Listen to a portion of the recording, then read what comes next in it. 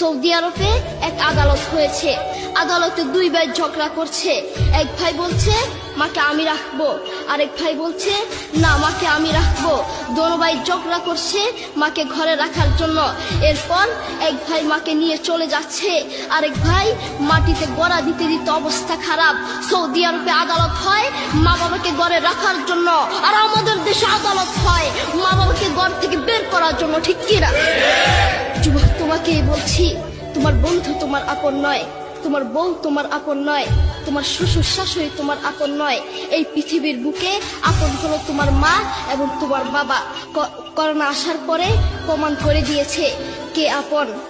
এক মেয়ে তার মাকে ফোন করে বলছে, মা আমার স্বামীর করোনা হয়েছে। মা বললেন সাবধান, তার কাছে যাবি না, আমি সকালে সিএনজি পাঠিয়ে দিব, তুই টপ করে সিএনজিতে উঠে যাবি। এটার নাম দুনিয়া, এটার নাম দুনিয়া। করোনা হওয়ার পরে বন্ধু বন্ধুর কাছে যায় নাই, করোনা হওয়ার পরে শ্বশুর শাশুড়ির কাছে যায় নাই, করোনা হওয়ার পরে স্বামী স্ত্রীর কাছে যায় নাই। কিন্তু করোনা হওয়ার পরে এখনো ইতিহাস আছে, মা তার ছেলেকে গিয়ে চুমু খেয়েছে।